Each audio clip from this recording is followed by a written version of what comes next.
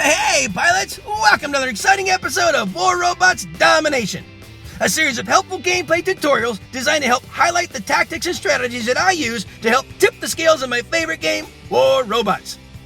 Each episode will feature a handful of battles along with helpful commentary that'll provide insight as to what I'm doing and why I'm doing it. I'm your host, Gotchure Beacons, and I've been playing this awesome game for a few years now, and I've learned a few tricks along the way that I'd love to share with y'all. You'll notice that although my hangar is fairly basic and at lower levels, I've been able to climb it up to Expert League. So I believe that you'll find my tactics will help you do more with less, which could be very helpful with today's economy in the game. I should also mention that this is my second account, so don't let my career profile stats fool you. This is actually my baby account, but it sends a great message to pilots who feel they need to chase the current meta in order to be competitive in battle, because you don't. Wise gameplay can usually overcome any fancy gimmick. A death button is a great example. It can still melt just about any build, and its heritage stems all the way back to near the beginning of the game. It's all about knowing when to use it and how to use it. So, without further ado, I invite you to sit back, relax, and enjoy today's episodes while I walk you through my gameplay tactics and share with you my mindset in battle. I hope you find it entertaining, helpful, and fun to watch. I think you will.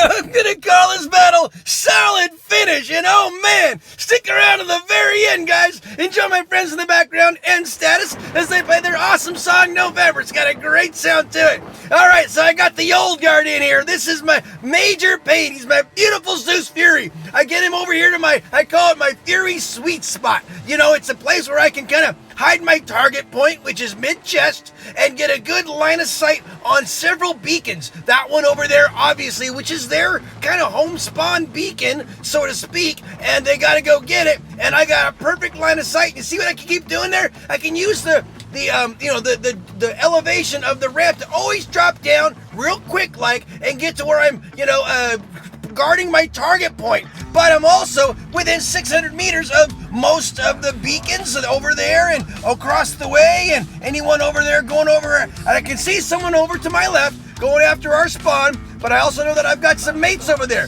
And you gotta spread the field when you're playing this battle. You know, you can't just all focus on one area. So I'm letting those guys take care of that while I focus on the center, and together as a team we can get this done.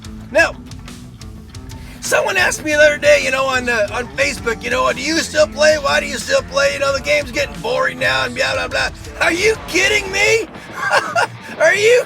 Really? No, the game's changing. The landscape is changing. There's different pilots out there, different type of bots out there, different builds out there, tough ones out there now. You're going to see a leech here sooner or later, and leeches are tough ones to figure out, and everyone's kind of learning. And that's what's great about this game, is it always something new, never two battles the same. And, it's a matter of learning how to work around these tough new bots and new builds and new ideas that people are coming up with, and still being formidable. Look at me, I'm in a Zeus Fury. These things have been around since the beginning of time in this game, and yet I still rock mine. Why?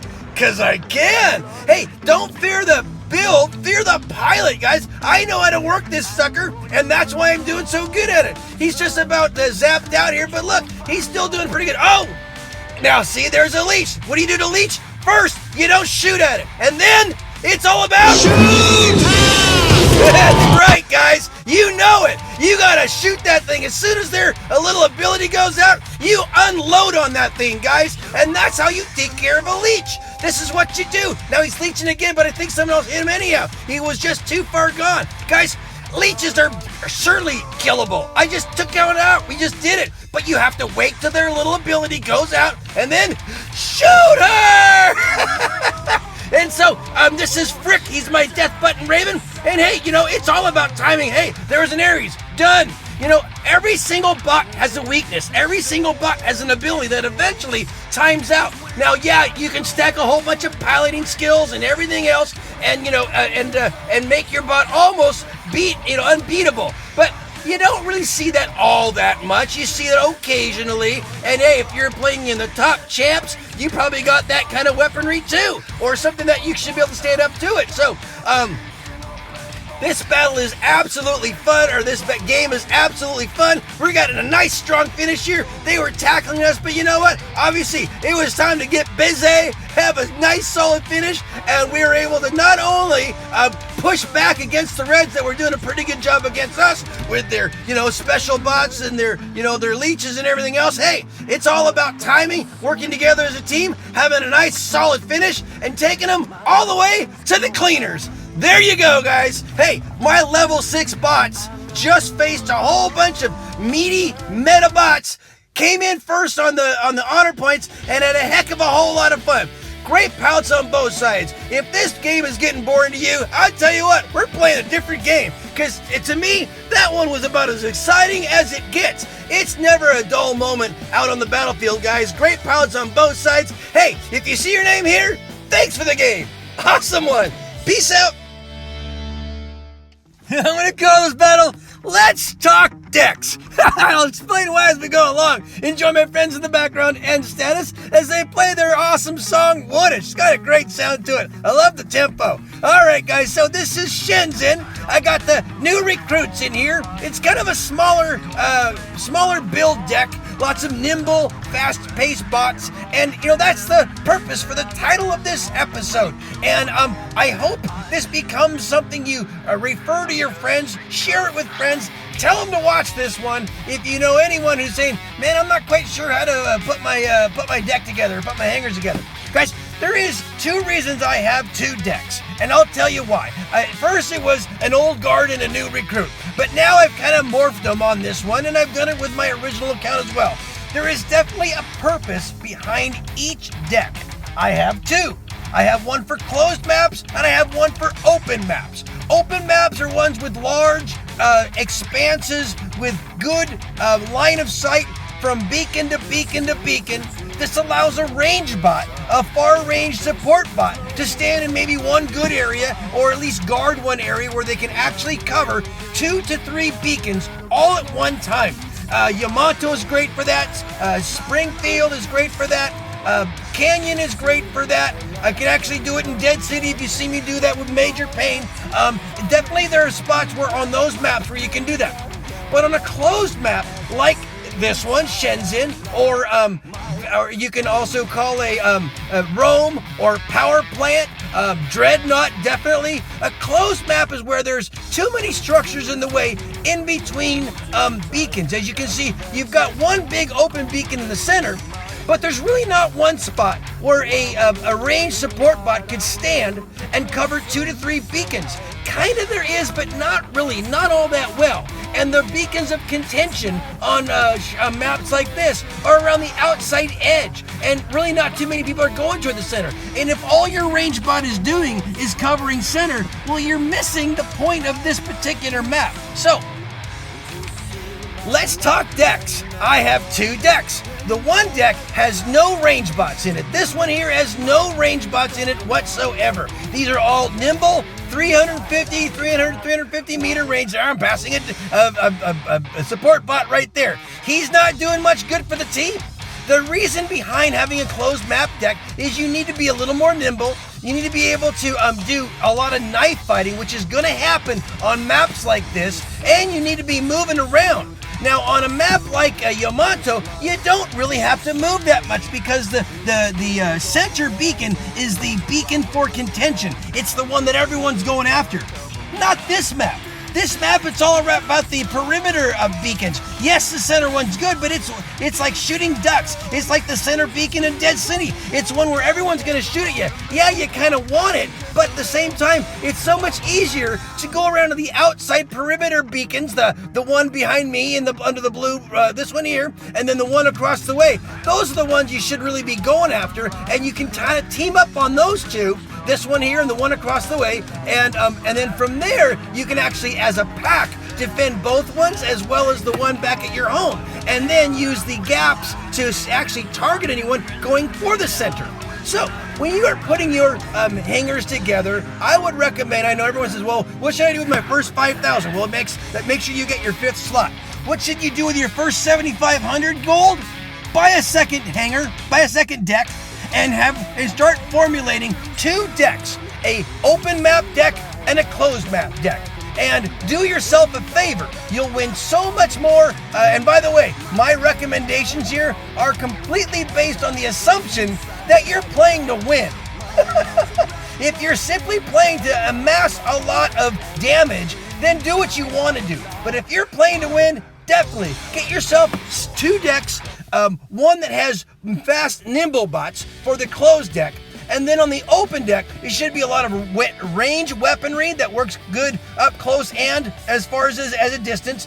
Some of them should be runners, so you can get like dragon bots, but definitely longer range bots. And I hope this makes a lot of sense for you guys. Hey, great pilots on both sides. If you see your name, thanks for the game. Peace out. I'm going to call this battle Make Hay. It's got a great, quick lesson in it. Enjoy my friends in the background and status as they play their awesome song War. So this is this episode's Beak and Rush battle. We're in Rome. I'm going to take Frick. He's my death button Raven with his double jump right in the center of the Coliseum here. But unfortunately, there was an Algene that meet me there, and it took me right out there. But that's okay. We're going to keep going here. Hey, I'm calling this one Make Hay. There's an old saying called Make Hay while the sun shines. And you know what I figured out right away when I started this game? I got Vox in here. I got 2 pilots from Vox. Got Dark Warrior, one of my friends off the battlefield, and definitely one of the best warriors in the game, for sure. He earns his name every time he battles. So, well, make hay with the sunshine. You know, the farmers, when they harvest or reap their hay, they gotta time it just right. Because if they do it too early, they're gonna get it when it's green. But if they wait too long, then they're gonna miss their opportunity. And that's the whole point of this one. When you find yourself on a team like this, make hay while the sun is shining, guys. Don't waste the opportunity.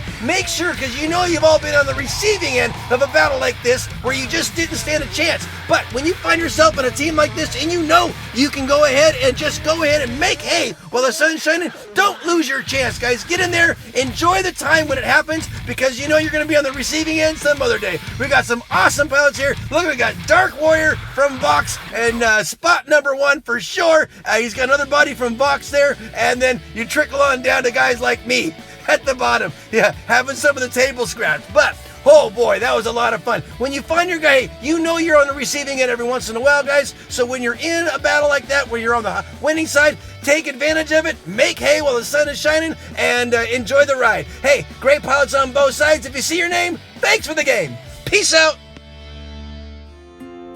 Well, friends, that just about wraps it up for another episode. Thanks so much for watching. I hope you enjoyed what you saw and were able to take something you learned and use it in battle.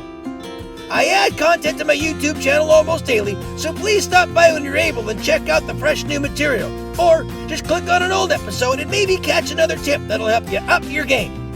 If you like what you see, please tap on the red subscription button and then tap the bell to be notified when new episodes are released.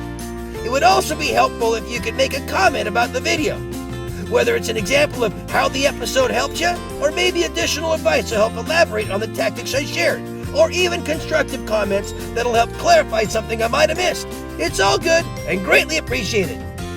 Finally, this game is full of challenges and can create frustration for some who are simply trying to have fun with this awesome game. My goal is to provide you all with helpful information and help reduce the frustration and increase the fun. So, if you feel these videos are helping you, please share them with a friend, someone who you think might benefit from them. Well, that's about it for today, guys.